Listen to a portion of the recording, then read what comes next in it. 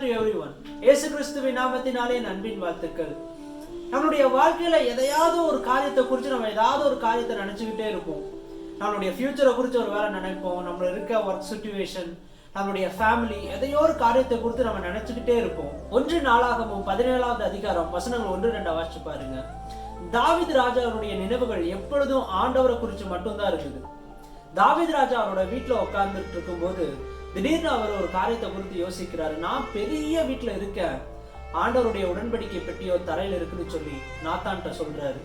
அப்பொழுது நாத்தான் சொல்றாரு, 2வது வசனத்தை வாசித்து பாருங்க. நீர் சொல்லுகிறபடி அல்ல, நீர் நினைத்திருக்கிறபடி ஆண்டவருக்கு செய்யு சொல்லி தாவீது ராஜாவுக்கு நாத்தான் சொல்றாரு. அதன் மூலியமா என்ன ஆகுதுன்னா, ஆண்டவர் தாவீதுக்கு ஒரு உடன்படிக்கை ஏற்படுத்துறாரு. என்னன்னா, நீ எனக்காக வீட்டை கட்ட வேணாம், நான் உனக்காக ஒரு வீட்டை கட்டுறேன். நீ உன் பிதாக்கள் இடத்துல நீ சேரும் பொழுது உன்னுடைய சந்ததியிலிருந்து நான் ஒருவனை எழுப்பி அவனை பெரிய ஜாதியாக்குவேன் என்று அவரோடு ஆண்டவர் ஒரு உடன்படிக்கை செய்றார். அந்த ஒரு நபர் தான் சாலமோன். சாலமோனை கொண்டு ஆண்டவர் பெரிய பெரிய காரியங்களை செய்து முடிக்கிறார். இது எல்லாம் ஆனதுக்கு ஒரே ஒரு சின்ன ரீசன் தான், தாவீது எப்பொழுதும் ஆண்டவரை பத்தி மாத்திரம் நினைச்சுக்கிட்டு இருந்தாரு. அதனாலதான் தாவீது ராஜா சங்கீதம் 40வது அதிகாரம் 17வது வசனத்துல சொல்றாரு, நான் சிறுமையும் எளிமையுமானவன், கர்த்தரோ என்மேல் நினைவா இருக்கிறார்.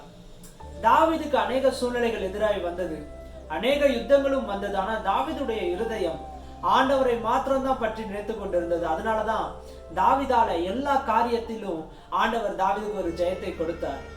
எரேமியா 29வது அதிகாரம் 11வது வசனத்தை வாசித்து பாருங்கள். நீங்கள் எதிர்பார்த்திருக்கும் முடிவை உங்களுக்கு கொடுக்கும்படிக்கு நான் உங்கள் பேரில் நினைத்திருக்கிற நினைவுகளை அறிவேன் என்று கர்த்தர் சொல்லுகிறார். அவைகள் தீமைக்கல்ல, சமாதானத்துக்கு ஏதுவான நினைவுகளே.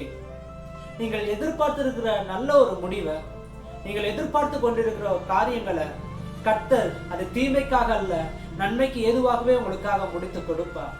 கர்த்தர் உங்களுடைய இருதயத்தின் சமாதானத்திற்கு ஏற்றபடி கொடுப்பார். உங்கள் நினைவுகளை அவர் அறிந்திருக்கிறார். ஒருவேளை உங்களுடைய நினைவுகள் எல்லாம் உலக பிரகாரமா இருக்குமானால் அதெல்லாம் விட்டு கர்த்தர் எனக்காக நிச்சயமாய் செய்து முடிப்பார் என்ற ஒரு நினைவு உங்களுடைய இருதயத்தை சூழ்ந்திருக்குமானால் நிச்சயமாகவே உங்களுடைய முடிவை கர்த்தர் நீங்கள் நினைக்கிறபடி சமாதானத்துக்கு ஏதுவாக முடிப்பார். உங்களுடைய இருதயத்து நினைவுகள் எப்பொழுதும் ஆண்டவரை மட்டும் நினைத்திருக்கும்னா, சங்கீதம் 138வது அதிகாரம் 7வது வசனம் இப்படியா சொல்லுகிறது, நான் துன்பத்தில் நடுவில் நடந்தாலும் நீர் என்னை உயிர்ப்பிப்பீர்.